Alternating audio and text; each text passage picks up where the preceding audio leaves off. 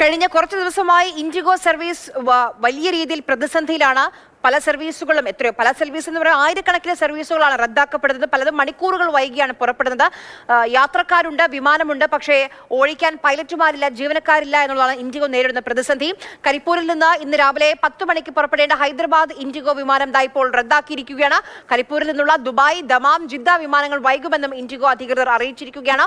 ഈ വിമാനം വൈകിയ വിവരമൊന്നും അറിയാതെ വിമാനത്താവളത്തിലേക്ക് എത്തിയ പല യാത്രക്കാരും വലിയ പ്രതിസന്ധിയിലാണ്, ദുരന്തത്തിലാണ്.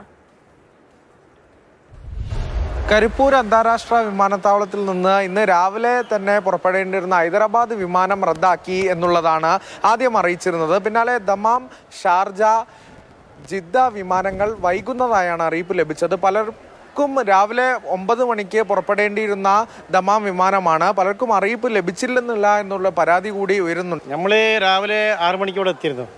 6 മണിക്ക് എത്തിയപ്പോഴാണ് ഈ സംഭവം അറിയണത്. എന്നാലും അറിയാണ്ടെങ്കിൽ നമ്മളിന്ന് വരൂല. ഇപ്പം പറഞ്ഞ് അവർ 5 മണിക്കാണ് ഫ്ലൈറ്റ് എന്ന്, അതിന് 2-3 മണിക്കൂർ മുന്നേ കയറാമെന്നും പറഞ്ഞ്. എന്നാൽ ഒരു ഉറപ്പ് ഇതുവർക്ക് അവർ കൊടുത്തിട്ടില്ല. ആദ്യം പറഞ്ഞ് 3 മണിക്കാണ് ഫ്ലൈറ്റ്, പിന്നെ ഒരു മണിക്കൂർ കഴിഞ്ഞപ്പോൾ പറഞ്ഞ് പിന്നെ 5 മണിക്കാണ് ഫ്ലൈറ്റ്. ഇപ്പോൾ ആയിരക്കണക്കിന് ഫ്ലൈറ്റ് ബന്ധാണെന്നാണ് ഇവർ ഇവിടെ പറയണത്.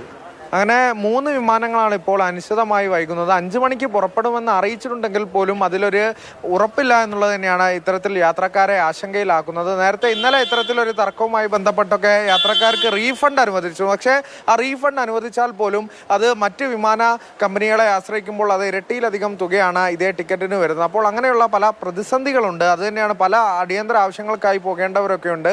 യാത്രക്കാരുടെ പ്രതികരണം കൂടിയാണ് കരിപ്പൂർ അന്താരാഷ്ട്ര വിമാനത്താവളത്തിൽ നിന്ന് നമ്മൾ കേട്ടത്. അനീഷ് തോട്ടയ്ക്കാണൊപ്പം അരുൺ അമൃതനാഥ്, മാതൃഭൂമി ന്യൂസ്, മലപ്പുറം.